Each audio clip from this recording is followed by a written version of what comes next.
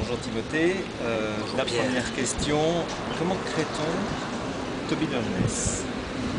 Alors, on se fixe simplement une règle du jeu, qui est de se dire qu'on prend un être humain, on le fait réduire à la machine suffisamment pour qu'il mesure 1,5 mm, et une fois qu'il mesure 1,5 mm, tout commence, tout devient possible. Parce qu'un héros d'1,5 mm, ça rend immense et démesuré tout ce qui est autour de lui. Une fourmi devient un terrible monstre et un trou dans l'écorce devient un précipice. Et donc voilà, c'est vraiment le point de départ, c'est ça.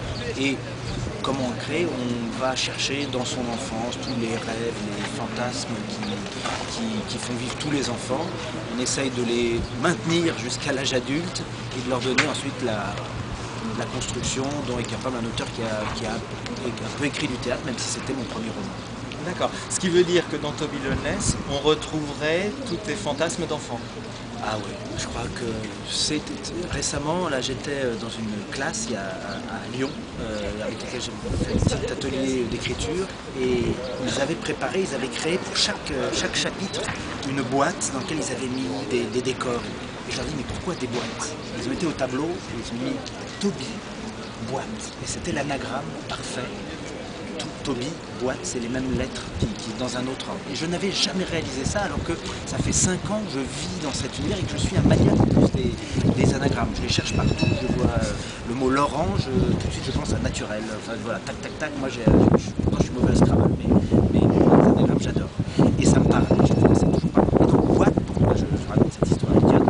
C'est parce que c'est un réservoir. Pour moi, Toby, c'est un premier roman. On dit le défaut des premiers romans, c'est de vouloir tout mettre, toute sa vie, toute son enfance. Et bien moi, j'ai plongé dans ce défaut et j'ai voulu tout mettre. Et j'ai écrit avec mes envies d'aventure, avec aussi mon amour des sagas, des histoires de famille, des légendes un peu aussi. Voilà. Puis mais c'est lié à l'enfance. Et quand je vois là, dans les librairies ou à Saint-Malo arriver les jeunes lecteurs, je vois que ça leur parle directement, qu'il n'y a pas de distance entre le héros et leur vie. Alors, est-ce que ça aurait donc une partie autobiographique quelque part? Bizarrement, alors que je croyais partir dans l'imaginaire, c'est le texte peut-être qui me ressemble le plus, enfin, mais c'est la même chose pour Van Gogh, c'est-à-dire j'ai l'impression de partir dans le temps, loin, et en fait c'est moi, tous les gens qui lisent et qui me connaissent me reconnaissent à chaque mot, à chaque ligne. Vraiment, ça c'est surprenant parce que je suis dans un arbre en train de cavaler avec à mes trousses des meutes de poursuivants et de chasseurs. Et pourtant, et ce qui m'arrive pas au quotidien tous les jours à Paris dans le métro, et pourtant ça me ressemble, les personnages sont des calques de plein de gens, le père de Toby est à la fois un peu mon père, un peu mon grand-père, un peu le père que je suis, un peu le père que je voudrais être, un peu le père, voilà, tout ce mélange-là dans un personnage. C'est un besoin de voyage, c'est un besoin d'aventure. Oui, c'est un besoin certainement, c'est quand même dans une immobilité complète de l'acte d'écrire, tout d'un coup on se retrouve à... Tout est possible, on parcourt des distances là, voilà, que ce soit d'un bout à l'autre de l'arbre dans Toby, d'un bout à l'autre du monde dans Van Gogh, entre le lac de Constance et les forêts du Brésil. C'est extraordinaire de pouvoir être, parfois même j'ai écrit dans une bibliothèque, la Bibliothèque nationale à Paris, qui est en sous-sol, une sorte de bunker, et pourtant je vole au-dessus des nuages en même temps. Ça c'est, j'adore voyager, j'ai beaucoup voyagé, mais peut-être qu'il n'y a pas de voyage qui me satisfait autant que celui-là. Et comment passe-t-on de Toby Loveless à Van Gogh? Parce que c'est quand même deux univers ouais, très différents. Ouais, je veux dire, le seul point commun, c'est l'aventure et le voyage. Oui, oui. Alors, oui, bah, on fait un...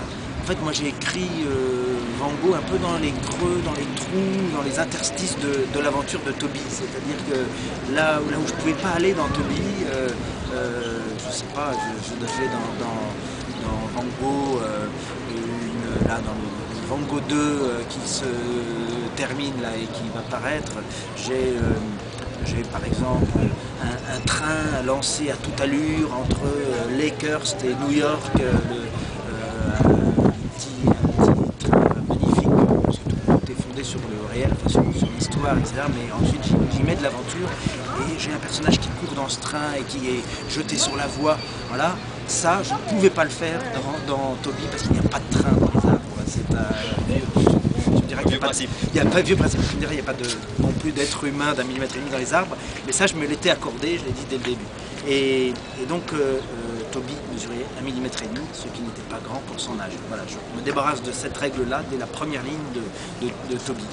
Et pour Van Gogh, je voulais, dès la première page, je parle du bruit de la mer ou de l'odeur de la mer. Il n'y a pas de mer dans l'arbre. Donc c'était vraiment de la mer MER. Et ça, c'est vrai que j'ai écrit tout ce dont j'avais envie et qui me manquait dans l'arbre.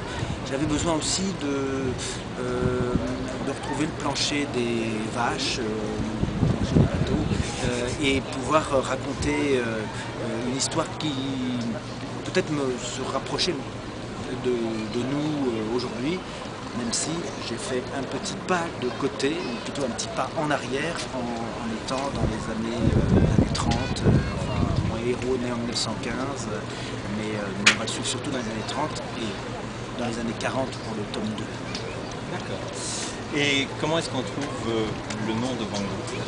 Alors le nom de Van Gogh, il vient d'un souvenir de voyage justement en Grèce, en Crète. Je faisais le tour de la Crète avec un scooter et des pastèques entre les pieds, qui d'ailleurs parfois tombaient et s'écrasaient sur la route. Et à un moment, je pose mon scooter, on était avec quelques amis, je le laisse dans un coin et je continue à pied. Et au bout de plusieurs heures de marche, on arrive dans un endroit, une auberge dont on avait entendu parler, tenue par une famille. Et là, il y a un garçon qui s'appelle Spiros et qui nous demande qu'est-ce qu'on veut pour le déjeuner. Je demande du poisson, on a l'impression qu'il n'y a aucun rapport, mais ça arrive. Je demande du poisson et je demande qu'est-ce que vous avez comme poisson. Et là, il se tourne vers la mer et il crie « Van Gogh !» Et là, on voit arriver un tout petit bateau sur le long de la crique et qui arrive, et c'était son frère, Van Gogh, Evangelisto, pêcheur, magnifique jeune homme qui est devenu mon héros. Je me suis dit, c'était il y a longtemps, très longtemps, et pourtant depuis ce temps, je me dis que mon héros s'appellera, qu'un de mes héros s'appellera Van Gogh. Et j'ai tenu ma promesse, et c'est traduit en grec maintenant. Je vais devoir lui envoyer Van Gogh en grec. Parce que tu as